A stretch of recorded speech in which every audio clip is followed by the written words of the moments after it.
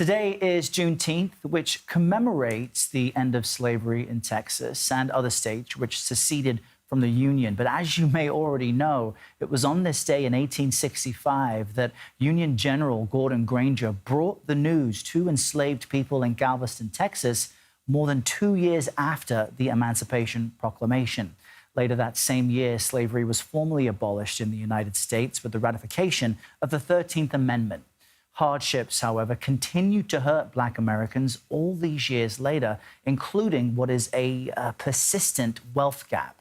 According to a Federal Reserve Bank survey, the average level of wealth in a Black household was just over $200,000, while a white household averaged over $1.3 million.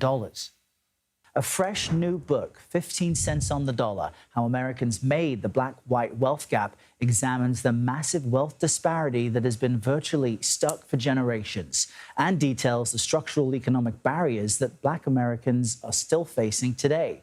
The co-authors of this book, Louise Story and Ebony Reed, join me now here in Studio 57 to dive into what you have both been telling me is a topic that no book exists on as far as the history and where it is, where things stand to the present day. That to me is remarkable. But first, talk to me about you both meeting at the Wall Street Journal during the pandemic and going through experiences that made you realize a book like this is even necessary. Sure. Thank you for having us.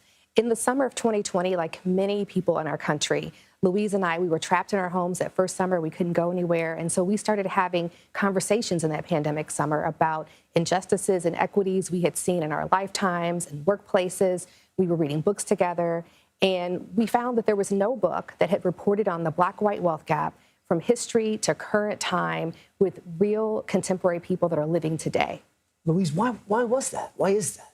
Well, you know, wealth has not actually been a big focus of discussions, and it's not very well understood in our country. You know, when you talk a lot about equality and even economic equality, people focus more on income. I'm sure you've heard a lot about the pay gaps. Right. And that's partly because, you know, companies can do something about income gaps, right? There's been a lot of move for pay equity, and also because that's something that started with the male and female pay gap. So the pay gap and income gap has dominated a lot of conversations. But, you know, income is different from wealth. Right. Wealth is what you own minus what you owe. And even two people working today at most places who are Black and white making the same income would, statistically speaking, have very different levels of wealth. So we thought it was essential that we put some focus on this. And for many of us, wealth is inherited. The income you make now is something you can do about. Some of this you can't really control. And you have both tracked the lives of 7 Black Americans throughout the book to help personify and give examples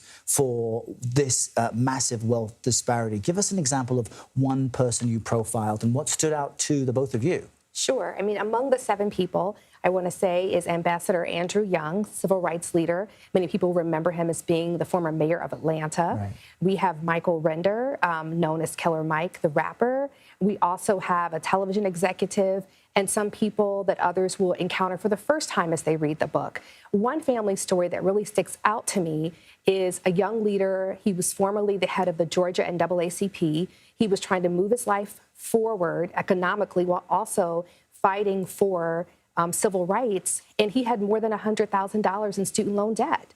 And so the debt of student loans is a very crushing thing for many Black families. Many Black students who graduate from college carry a lot of student debt. I'm glad you used that word, crushing, because it's difficult for anyone who carries that debt, but particularly if you don't have those lifelines at home that you've inherited. One thing you both take great effort to do is not to take any position of a government policy or perspective, but you do look at how government programs have at least exacerbated the problem or in some ways helped ameliorate it. Louise, what jumps out at you as far as government programs that are partly to blame and can do something about it? You know, there's examples through all of history and even through today of government programs that have been more helpful to white families and not as helpful to Black families. So they've been unequally applied. And, you know, some things that jump out, we cover Freedmen's Bank, which is a bank for formerly enslaved people in the late 1800s, which took their money and then lost most of their money. And we talk about the New Deal, which created mostly helped the white middle class. But actually, the New Deal and the GI Bill were not so easily available to Black Americans. But we also talk about things today, like the bankruptcy system, which actually is race neutral. Anyone could file for bankruptcy, but the experience is not actually a race neutral experience. And Black Americans who enter bankruptcy are much less likely than white Americans to have their debts restructured or forgiven, which, by the way, if you get your debt forgiven, you're wealthier because some of that debt is gone. And more white Americans, a higher percentage of them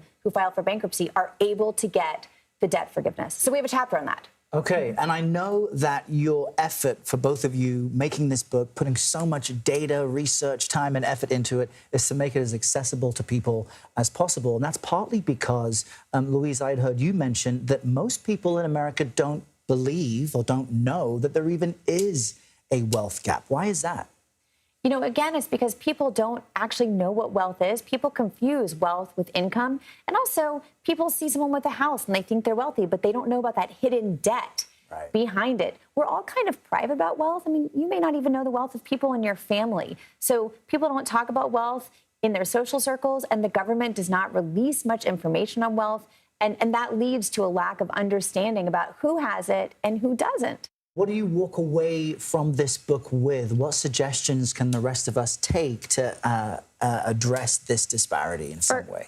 Thank you. So first, people need to know the statistic, and we are working hard to try to make this a nationally known statistic, 15 cents on the dollar. Louise and I have been holding forums and community symposiums since February across this country. And briefly explain that premise. I think we mentioned it at the top, but it's worth repeating. Yes. So the typical Black family has 15 cents in wealth for every $1 the typical white family has.